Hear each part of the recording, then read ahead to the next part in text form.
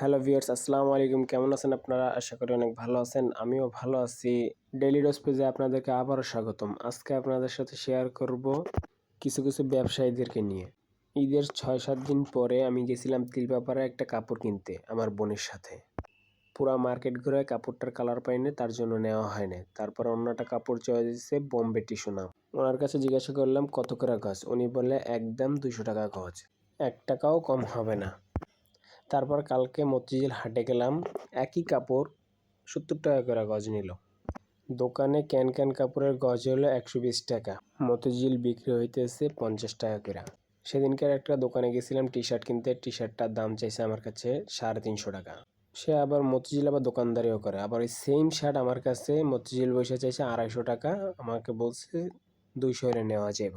সেদিনকার T shirt আমাকে একদম বলছে ৩৫০ টাকা, বলছে ১ টাকাও কম হবে না।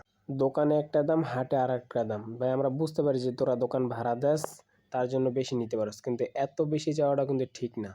তোরা যে বলবি কোয়ালিটি পার্থক্য আছে, কোনো পার্থক্য না ভাই। আমরা কাপড় সবসময় কিনে আমরা জানি যে কোয়ালিটির ভিতরে কি কতটুকু পার্থক্য আছে। সেম জিনিস দাম একটু বাড়াই যায়, ওটা একটু কমাই যায় ভাই। সব ব্যবসায়ীদের উদ্দেশ্যে বলতেছি ভাই, সৎভাবে ব্যবসা করো, সৎভাবে চলাফেরা করো, ভালো থাকবা। আজকে এই পর্যন্ত, সবাই ভালো থাকবেন। আসসালামু আলাইকুম।